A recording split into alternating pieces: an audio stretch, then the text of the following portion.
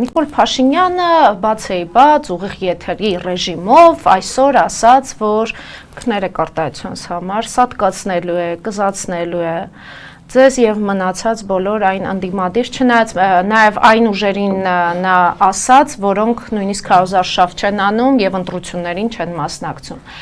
Հիմա այս մարդը ամեն կերպ սպառնում է ձեզ, չեք վախենում։ Գիտեք, այսպես ասեմ, ես վախենում եմ միայն ցեղասպանության կրկնությունից, այսինքն, երբ որ Ադրբեջանի մարզպետը նշանակվի արդեն օֆիցիալ, եթե անցնի իհարկե, շանսերը չնայած շատ քիչ են, ես վախենում եմ նոր հայաթափումից, նոր գաղթի ճամփա բռնած մեր ժողովրդի կեցվածքից, իրականությունից։ Ես չեմ վախենում ոչ իմ կյանքը կորցնելուց, ոչ Նիկոլ Փաշինյանի բարբաջանքներից, ոչ էլ նման ղժղժ ղեկավարի անպատասխանատու հայտարարություններից։ Ես վախենում եմ գաղթի մեր ժողովրդի նոր գաղթի ճանապարհ բռնելուց, իսկ դրա գաղթի ճանապարհ ապահովողը սա է, Նիկոլ Փաշինյանը, Ադրբեջանի մարզպետը։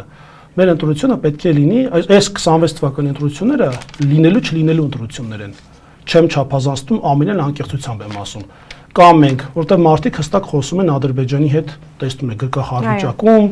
Ադրբեջանի ժողովրդին ինչ ասես չի ասում, գովերգումը մեզ սարքում է ծախվածներ, փախածներ, տականքներ անվանում, ասենք, հասկանում եք, Իլհամ Ալիևի ելույթները որ նայեք, ինքը իր ժողովրդին միշտ մեծարում է, չէ, ասում է ուժեղ ժողովուրդ է, հաղթեցին եւ այլն, իսկ այս